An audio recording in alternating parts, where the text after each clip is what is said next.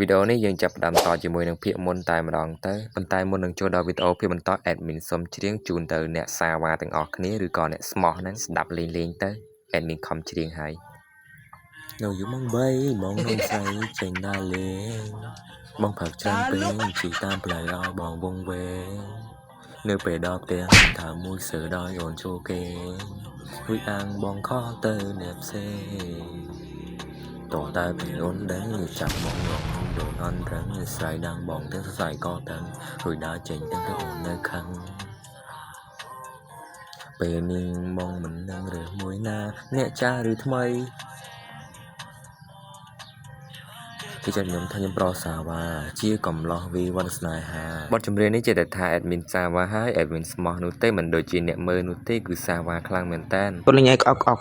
ពលញ៉ៃក្អកក្អកពលញ៉ៃក្អកក្អកក្អកក្អកក្អកបានហើយអ្នកសាវ៉ាទាំងអស់គ្នា admin ធ្វើលេងនោះទេដើម្បីអ្នកគ្នាស្ដាប់ទៅវាសប្បាយរីករាយកុំឲ្យ set admin និយាយទៅរៀងឆ្កងណាតោះយើងចូលសាច់រឿងតែម្ដងទៅចឹងណាពីភាគមុនចាងទីងក៏បានដើរចាកចេញពីមីងវាងដើម្បីត្រឡប់ទៅផ្ទះវិញហើយកាត់មកដល់ពេលយប់ចាងទីងក៏បានដល់ផ្ទះមីងវាងហើយគ្រាន់តែចាងទីងមកដល់ផ្ទះមីងវាងភ្លាមពូរបស់គេដែលជាប្តីរបស់មីងវាងក៏បានគិតថ្លៃលុយ50យន់ដែលត្រូវជាមួយនឹងលុយខ្មែរចំនួន 28000 រៀលពីចាងទីងដែលបានហូបបាយផ្ទះគាត់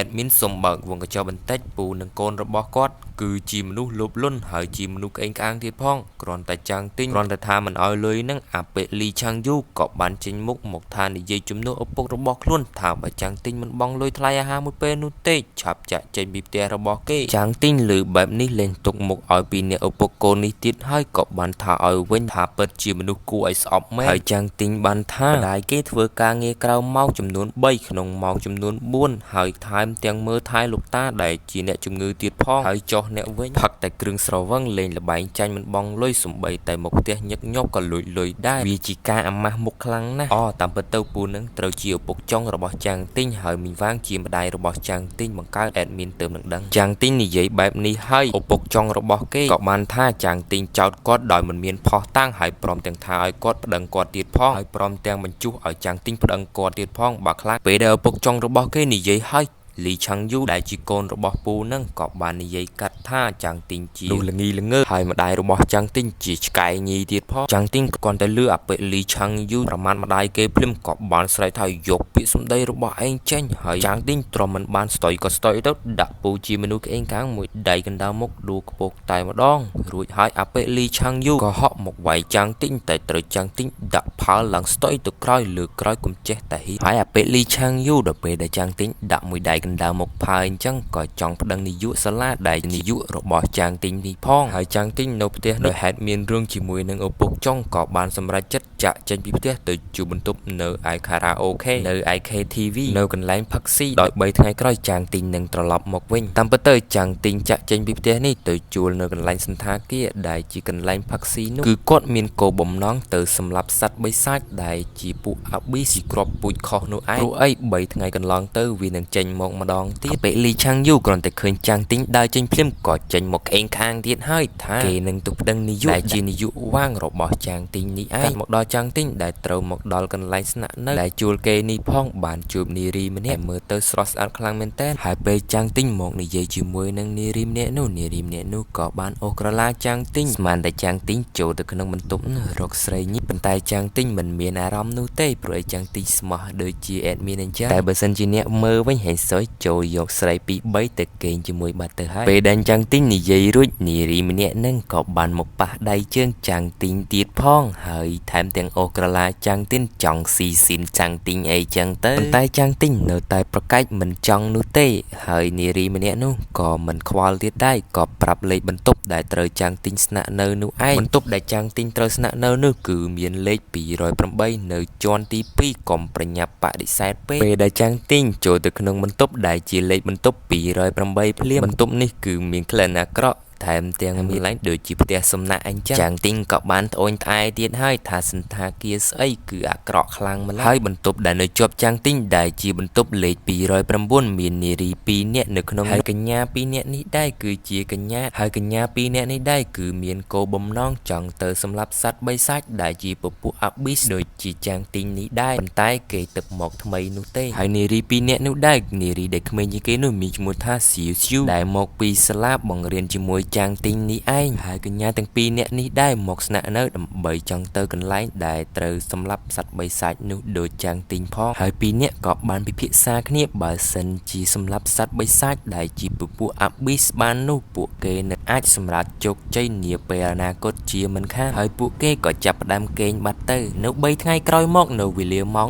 11:30 នាទីយប់ក៏បានឈានចូលមកដល់ហើយក៏មានបុរស2នាក់ដែលដើរចេញទៅដែលត្រូវសម្លាប់សត្វចម្លែកដើម្បីទទួលយកធម្មពលពីវាគឺជាចាំងទីងនិងលីយ៉ាននឹងឯងដែលពួកគេមកនេះគឺសន្យានឹងគ្នាថាមកដើម្បីសម្លាប់យកធម្មពលឲ្យលីយ៉ានផងហើយនឹងខ្លួនឯងផងដើរមកលីយ៉ានក៏បានថាចាំងទីងនឹងមានគ្រោះថ្នាក់ជាពុំខានហើយចាំងទីងក៏បាននិយាយថាភាពអយុត្តិធម៌កម្រិតទី2មិនគ្រប់គ្រាន់ដើម្បីបង្កគ្រោះថ្នាក់ដល់ខ្ញុំទេឯងកុំបារម្ភហើយចាំងទីងក៏បានប្រាប់ទៅលីយ៉ានវិញថាឲ្យមើលថែខ្លួនឯងវិញទៅកុំឲ្យបារម្ភពីខ្ញុំហើយលីយ៉ានពិតជាខូចខ្លាំងមែនទែនថាបើឲ្យចាំងទីងទៅតាក់ទាញជាមួយនឹងសត្វបីសាច់នៅពេលដែលលីយ៉ានថាបើមានសត្វចម្លែកដែលមិនអាចវាយឈ្នះបាននោះលីយ៉ាននឹងរត់មុនហើយចាំងទីងក៏បានយល់ព្រមឲ្យលីយ៉ានរត់មុនផងដែរហើយលីយ៉ានក៏បានសរសើរលីយ៉ានថាបងប្រុសល្អផងដែរនៅពេលដែលលីយ៉ាននិងចាំងទីងបាននិយាយគ្នាមាននារី2នាក់ដែលដើរចូលមកគឺជាសៀវឈូ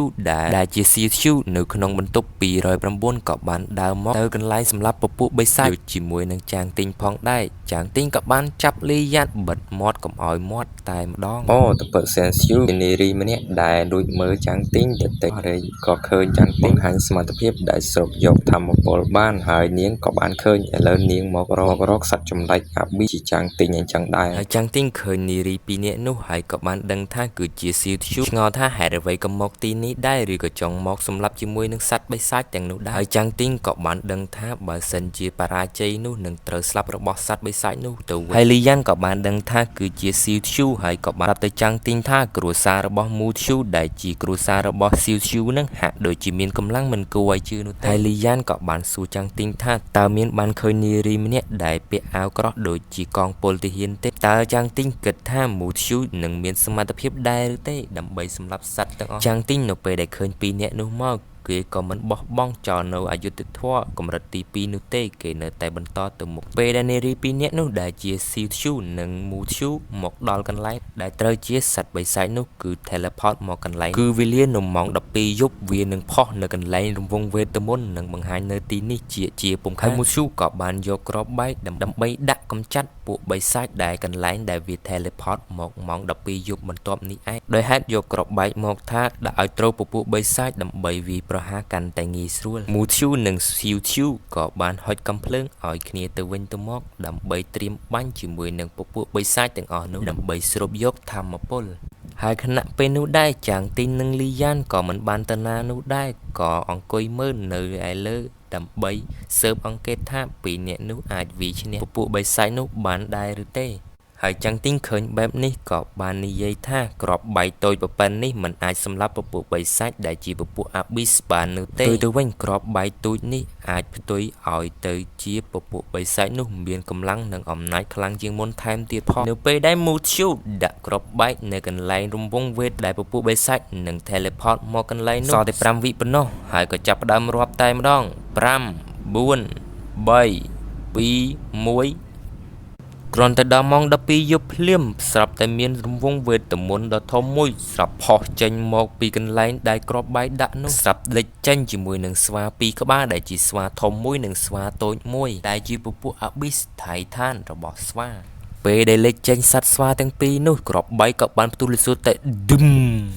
អ្វីដែលអ្នកទាំងពីររំពឹងនោះគឺមិនដូចបំណងនោះទេគ្រាប់បែកមិនអាចធ្វើអ្វីសត្វចម្លែកទាំងអស់នេះបានទេគឺបានស្លាប់តែអាសត្វស្វាតូចមួយនោះហើយអាសត្វស្វាធំមិនឃើញស្លាប់នោះទេគឺកាន់តែមានកម្លាំងព ពេលនោះសត្វស្វាដែលធំនោះក៏បានហក់មករកអ្នកទាំងពីរតែម្ដងពេលនោះសត្វស្វាថៃឋានក៏បានហក់មករកអ្នកទាំងពីរតែអ្នកទាំងពីរក៏បានយកកំភ្លើងបាញ់ទៅលើសត្វស្វាដ៏ធំនោះទៅប៉ុន្តែហាក់ដូចជាមិនមានអ្វីខុសប្លែកនោះទេសត្វស្វាក៏បានហក់ឡើងដាក់មួយដៃថែមទៀតអ្នកទាំងពីរក៏បានខ្ទាតយកតែម្ដងពេលដែលមូធ្យូនិងស៊ីវធ្យូបានខ្ទាតនោះអ្នកទាំងពីរក៏បានអស់សង្ឃឹមហើយថាមិនមានជីវិតទៀតទេប៉ុន្តែពេលនោះអាសត្វស្វាហ្នឹងក៏បានហក់មកផ្ដាច់ជីវិតហើយប៉ុន្តែត្រូវបុរសក្លាហានជីសេះសោះមកជួយអ្នកទាំងពីរតែម្ដងដាក់អាសត្វស្វានោះផើយកតែម្ដងហើយក៏បានលេចចេញបុរសចាំងទីងឈរឡើងសង្ហានៅមុខស្រីស្អាតទាំងពីរនោះតែម្ដងហើយរឿងយើងក៏បានចាប់